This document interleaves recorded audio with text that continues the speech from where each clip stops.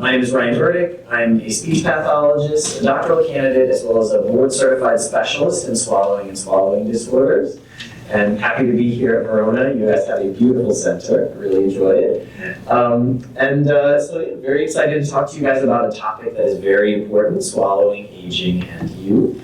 Before we get to that, I did want to just emphasize as well, after this talk is over, we will be conducting some swallowing screenings. Those are free of charge for any individuals who are interested. We still have some slots available. Just so you know, screenings are very, very quick procedures. They're not, or I shouldn't even say procedures, they're very much just a questionnaire, some water, and a cracker. Basically, it's a little test that we do to see whether there's something that is worth actually looking further into, to determine whether it warrants further evaluation into your swallowing abilities. If it does turn out that there is maybe something that we should get looked at, just to see, we actually have a note that we can give you to pass along to your primary care provider. That way that can get you started toward getting seen by a speech pathologist and getting a full evaluation. Okay. So that full evaluation would not happen today. It's just a quick screen to determine whether or not there's something worth looking at. So like I said, we have some slots still open, so I'll encourage you, if you are interested, to sign up. I think you can sign up at the desk. All right, but anyways, happy to get started. So, to get started, we're first going to talk with you guys a little bit about who we are as a lab, about the importance of swallowing and oral health, about swallowing when it goes wrong or swallowing disorders, Alzheimer's disease and dysphagia, because believe it or not, those two things are actually more interrelated than you might think.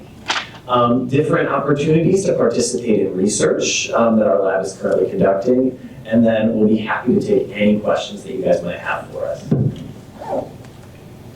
So first, just to introduce ourselves, we are the University of Wisconsin-Madison Swallowing and Salivary Bioscience Lab. So we are a clinical and translational research lab, and we are focused primarily on swallowing and swallowing disorders in adults. And we are based out of the University of Wisconsin-Madison University Hospital, as well as the VA. Those two buildings are connected, as you know, and we conduct research out of both.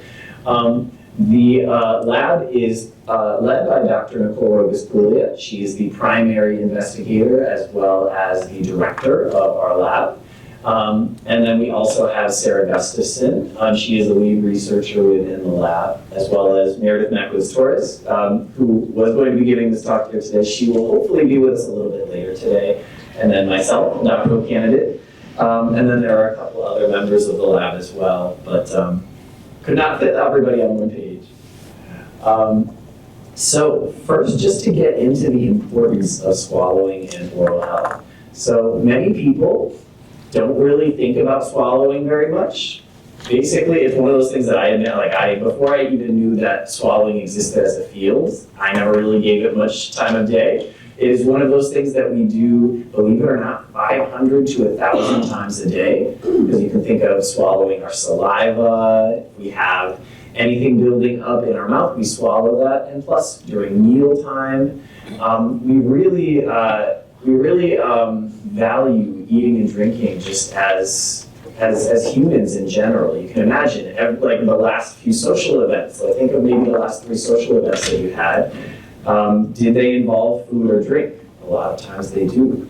So you can imagine it would be a really frustrating situation if that process of swallowing or bringing food or liquid from the mouth into the throat was not working the way that it should.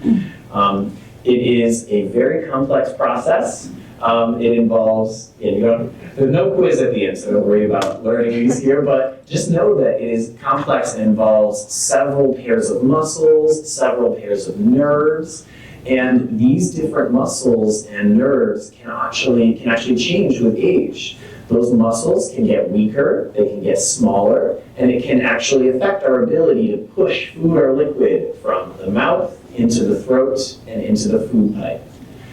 And it's also very good to know as well that it's not just a reflex. It's one of those things that actually, there's a lot more control than we actually first suspected back in the day. We used to think that swallowing was a reflex, but you guys might be aware, if you are maybe chewing on or I don't know, like if you had a piece of cake and then you suddenly realize, oh, there's something harder in that cake that you weren't expecting, like a sprinkle or something like that, you can change. We actually have the ability to change the way that our swallow appears and the way that our swallow behaves based on what kind of food or liquid is entering our mouth. And one of the key factors to make sure that swallowing is optimal is our oral health. It's very, very important that we take good care of our mouths as we age and just in general, because you can imagine if there is a buildup of bacteria inside the mouth and that is going into the throat, it can actually, especially if a person has some kind of a swallowing change, it can actually enter into the airway or the trachea, and it can actually cause things like infections, such as pneumonia. And so we care a lot about oral health on top of swallowing. They're two very, very important concepts that are very interrelated. So, dysphagia. So basically the main area that we research is dysphagia, and the term, people probably aren't used to hearing it, but what it actually means is impaired swallowing. Dys meaning impaired or altered, and then phagia meaning swallowing. And so basically this complex phenomenon of us moving food and liquid from the mouth to the throat and then into the food pipe can be affected by a lot of different things. It can be affected by having a stroke that affects our ability to move food or liquid down, by cancer of the head and neck, changes to memory and brain function, such as dementia, and even just aging alone can actually affect our swallowing. Remember what I was saying, that those muscles associated with swallowing can actually become smaller and weaker with age.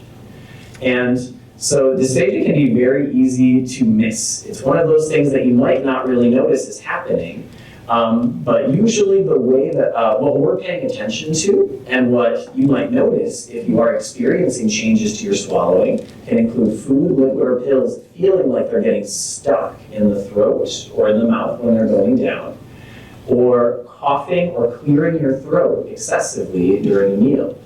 Now, all of us can certainly relate to having experienced kind of a coughing incident, maybe where you were drinking something too fast and it went down the wrong pipe, and you found yourself just coughing like crazy to try and get things out, basically. So that can happen every once in a while, and that's pretty typical to be expected, but imagine if that was happening all the time, or imagine if it was happening more often than we would expect in a normally typically developing adult. That would be dysphagia. And that sensation of things going down the wrong pipe. The frustrating thing about dysphagia is over time, if your body actually gets used to things going down the wrong pipe, it might not respond in the same way. Like maybe we used to cough a ton when things went down the wrong pipe. But if it happens over time, for a long period of time, we might stop coughing as often in response to it. And so that's one of the tough things about dysphagia is sometimes someone might swallow something and it might be sneaking down the wrong pipe, but we don't actually know it from the outside. So it's one of those important things that requires a thorough evaluation for us to truly understand. But if you are noticing any of these changes, the sensation of food or liquid getting stuck, or coughing or clearing your throat more often during meals, it's worth getting that looked at or getting further evaluation. Because dysphagia itself can have serious side effects, but we are here to help as well. As speech-language pathologists, that's primarily what our lab is made up of. We are the primary clinician who treats and evaluates swallowing. We work collaboratively with ear, nose, and throat doctors, with gastroenterologists, but we're usually the ones who start that evaluation and get that process going. So some of the ways that we actually go forward in terms of testing for swallowing problems, there is the clinical swallow evaluation, which it's oftentimes just called the bedside swallow evaluation because it can be done anywhere. Like if you were just walked up to the patient in bed, you can do it there. Basically, it just involves us giving the patient some food or liquid and assessing how the patient responds to it. It can involve touching or feeling different aspects of the face or neck. And also, we might ask the patient to move some things like their tongue or their jaw or their mouth to basically see how all of these movements might be affecting swallowing. Kind of put all that together to get a good idea of what swallowing is looking like. But just like how if a car is making like sputtering noises, we can assess and figure out, okay, maybe something's wrong with the car just by looking and listening to it. But oftentimes what we need to do to actually figure out what the problem is look under the hood. And the most common way that we look under the hood for swallowing is we actually do an X-ray video called a video fluoroscopic swallow study. And so that's what you see over here. Basically, it involves the patient sitting down next to an X-ray machine that records a video of them swallowing and drinking different types of food and liquid that are mixed with a barium contrast. And that barium contrast will show up black on the X-ray. And so that's why it doesn't look like the patient is swallowing nothing, because we can actually see what's going on. And then we can assess what the parts are that are moving and where the food or liquid is going in the throat. So, as we were kind of talking about before in terms of signs and side effects of swallowing problems, things to look out for at a mealtime, during a meal is coughing, clearing the throat, or choking incidences, like requiring the Heimlich maneuver or something getting lodged in the throat. Losing food or liquid out of the mouth, so things kind of basically trickling out or drooling. Complaints of food, liquid, or medications feeling stuck in any part of the throat.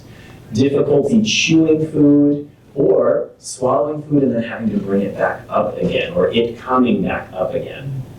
And the consequences that this can lead to, if left unevaluated for a long period of time, can include things like malnutrition, because you can imagine if you're not getting enough food and liquid because that food just keeps getting stuck, if you're not getting it into your system, you don't get the benefits, the nutritional benefits of having that food. So it can lead to malnutrition or dehydration if it's liquid.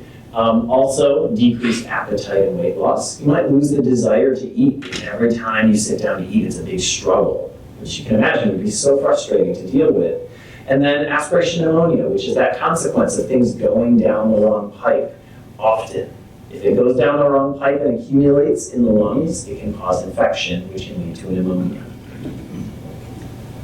So, in terms of prevalence of Alzheimer's disease and dysphagia, I know people usually don't think of things like changes to memory as something that could affect swallowing, but believe it or not, those two conditions are actually more closely related than people think. Alzheimer's disease is associated with changes to the brain, changes over time, and swallowing is a brain-driven event. It's something that happens in the brain, and some structures associated with thinking and memory actually can also have relationships to swallowing as well. And so what we found in some of the research that's been done is there's a pretty large range of reporting. 32 to 75% of individuals with dementia are reported to have swallowing problems. Now, it kind of depends on a lot of things. It can depend on the severity of the dementia, and it can depend on kind of how we define swallowing problems in dysphagia, because that definition, we're still kind of working on exactly like at what point do we say that someone has a swallowing problem versus not. So that can kind of affect these percentages, but it is important to know that a large number of individuals who experience Alzheimer's disease also experience swallowing problems. And that aspiration pneumonia, that consequence of things going down the wrong pipe, is one of the primary causes of mortality in this population. And it's good to know as well that about 50% of individuals with Alzheimer's disease will eventually lose the ability to feed themselves within 8 years of the diagnosis. And that loss of ability to feed yourself can also affect swallowing. Because you can imagine if someone's putting the food or liquid into the patient's mouth, that patient is losing some of their control in terms of how big the food or liquid is, how fast they get fed, what they get to eat and drink. And so that can also affect your ability to maybe swallow things more safely. So kind of all the underlying causes of swallowing problems in Alzheimer's disease. There's a bunch, really. There's a lot of different causes, and some of it is related directly to Alzheimer's disease. Some of it is just related to the fact that usually people are older when they get Alzheimer's disease, so it's also aging related. But it can involve decreases in strength of all of these different muscles of the head and neck that are pushing food and liquid down. It can involve a loss of sensation, a loss of feeling in the mouth and throat, because swallowing is highly driven by feeling, by sensation. Motor planning, so your ability to actually plan out and execute a action, such as you're given something complex, like something like soup or cereal that has maybe solid bits in it, but you also have to be careful to make sure that the liquid doesn't fall back as well. That takes planning, and so maybe there's a challenge that is affecting our ability to actually plan out that act. Cognitive dysfunction, which is those effects on memory and attention, so being able to concentrate for long periods of time, as well as lubrication. So as patients age, they, for many different reasons, they might develop a drier mouth. And that drier mouth, you can imagine if you get drier foods into a drier mouth, it's going to get harder for patients to chew up that food and liquid into a cohesive ball that's safe to swallow. And so hyposalivation, or that dry mouth experience, can certainly make it harder to swallow things without residue, without stuff getting hung up in the throat. So, things that are affected with swallowing, it's that successful transport of food, liquid, or secretions, our own secretions, through the mouth and throat and into the food pipe or esophagus. With self-feeding, it's that recognition of, okay, what foods do I have to eat? Even the ability to use things like utensils, like spoons and forks, using a tool to accomplish a goal is actually more complicated than we give it credit for. So being able to plan out using a spoon or fork to bring food and liquid to our mouth can be challenging. And so these things can be affected with Alzheimer's disease, and it can affect our ability to swallow safely. So swallowing is affected as individuals progress through Alzheimer's disease. And it used to be always thought of as kind of a late stage event, something that doesn't really become a problem until later. But there's a growing body of evidence that actually shows that swallowing is affected earlier than we actually gave it credit for. So when individuals are experiencing mild Alzheimer's disease, what we found is that there are some changes to their swallow. Penetration, but no aspiration episodes. What that actually means is food or liquid is getting close to getting down the wrong pipe. It's to the area just above the windpipe, where things are usually not supposed to go, but things can wind up there, and that can be a sign that something is starting to go wrong. Ineffective food or liquid transport, so things may be getting hung up along the way, moving from the mouth all the way to the food pipe. And then a delayed swallow response, so people trying to get a swallow going, but it takes longer for the brain to basically fire and cause all of those movements happening in the mouth and throat to make the food or liquid go down. Now, as Alzheimer's disease progresses and becomes more severe, we find that about a quarter of these patients actually experience aspiration, which is the food and liquid going all the way down the wrong pipe and entering into the airway and lungs. Ineffective food or liquid transport, again, but to a more severe degree, where food and liquid is getting stuck in the mouth or throat and taking a longer time to make it to the esophagus, and an even more delayed swallow response, so taking even longer to get that swallow going. And then also self-feeding impairments. So as individuals are experiencing Alzheimer's disease, they're more likely to need cues from a feeding partner, so reminders on how to eat and what to eat and what to use to eat safely and cleanly. Needing to be fed increases pneumonia mortality risk, in fact, by quite a lot. The last study that I read, I think it's about a 20-fold increase. Potential difficulties, it can be simple things like opening packages or getting things ready for eating, cutting up food, putting on sauces or dressings. But then it also might be to the point where a patient becomes overwhelmed, just looking at too many things on the plate. They might not be able to filter out and figure out what they actually need to pay attention to, like their spoon, to find the spoon in the mess of images that they're looking at, and then find the food with the spoon. All of that is complicated. And so we usually come up with, as speech pathologists, we usually come up with ways to try and help a patient feed themselves. Especially if they're able to, if they still have some preserved abilities left. Maybe the patient will benefit from having finger foods instead, like sandwiches.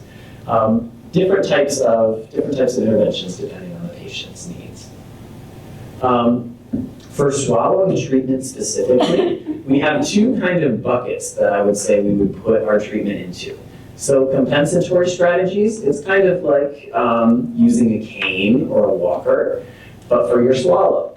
And so what that means is we're not trying to make your swallowing, like in this particular approach, it's not going to make your swallowing itself better, but it's going to make food or liquid still go down more safely.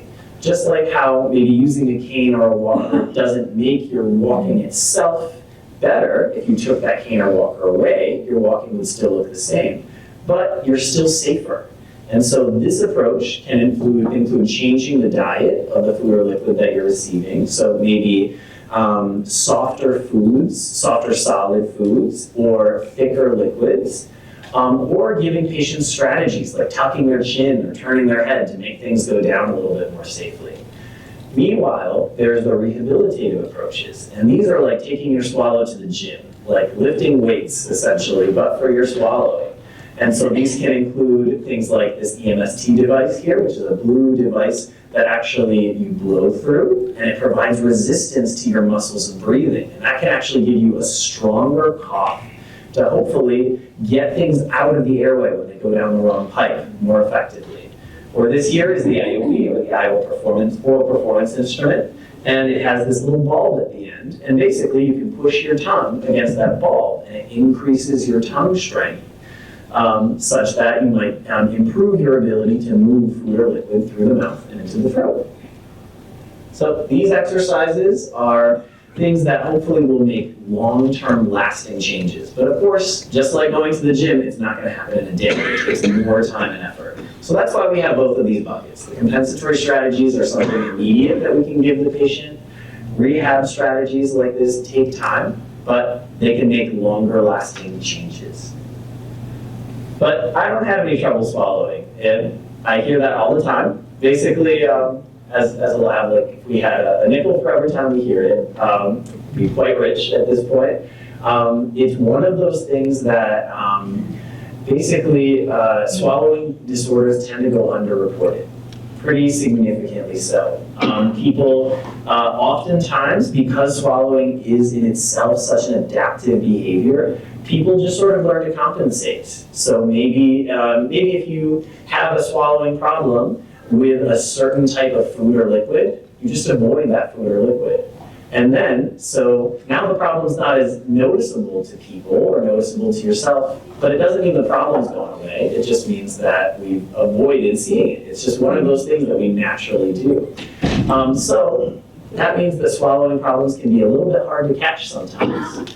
Some changes to swallowing can occur with aging and not cause any negative side effects. That's a phenomenon called presbyophagia. Some of you might have heard of presbyopia, for example, or presbycusis. These are changes that are associated to like vision and hearing. Same thing can happen to swallowing. Your aging alone can affect your swallowing and just make it maybe a little bit slower or take a little bit more time and effort to get things down. But that doesn't automatically mean that you have a swallowing problem. So that's why it takes a speech pathologist to sometimes make that delineation between this is something that is functional, something that works for aging in general, and this is something that we should get looked at and something that we should try to address before it becomes a bigger problem.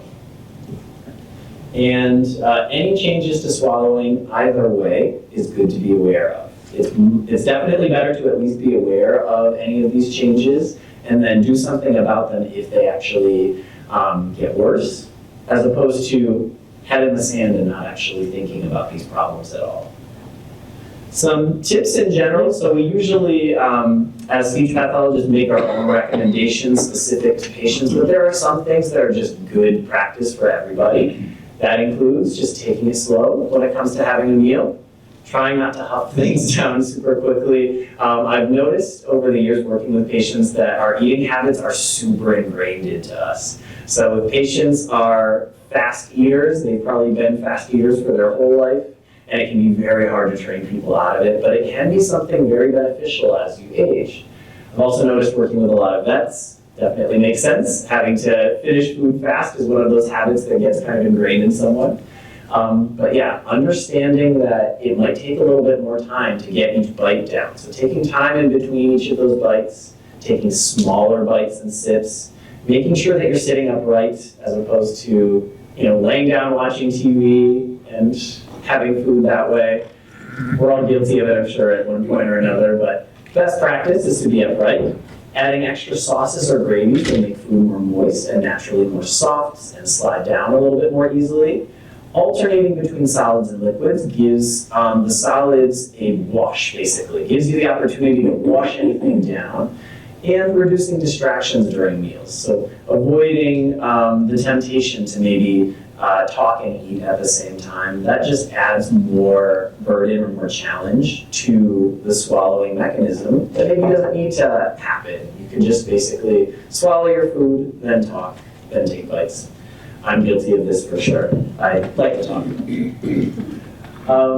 So, having talked about all of these different effects that aging and Alzheimer's disease can have on swallowing, we don't want to present the problem without presenting some solutions. So we are, as a team, like we said, we are offering these swallowing screenings to anybody who's interested. And on top of that, we are also, as a lab, trying to improve the patient experience of swallowing changes and try to improve swallowing changes for the populace in general. And we do that through research.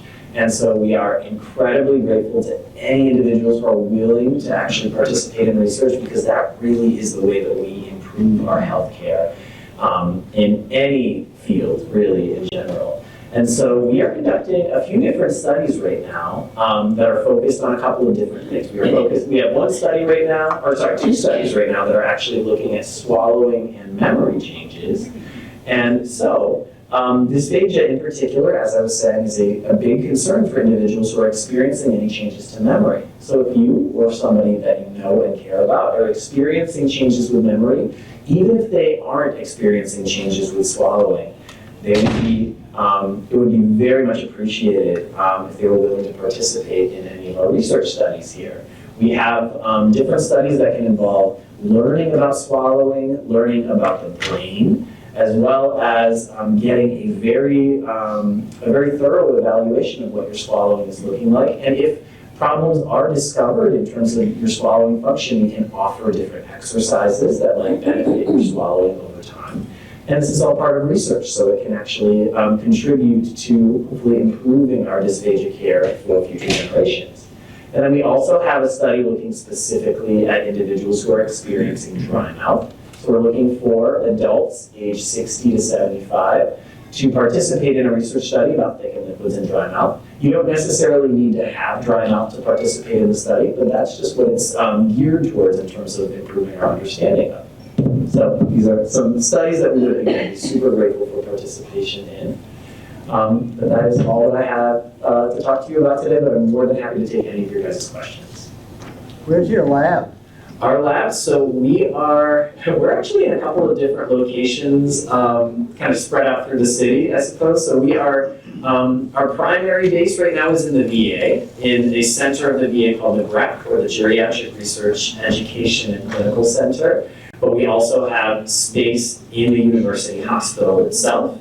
And then we also have space as well in the Center for Health Disparities Research at UW as well, which is in on Westfield, the Westfield Clinic, near the West Town Mall. Right, well, thank you so much. Absolutely.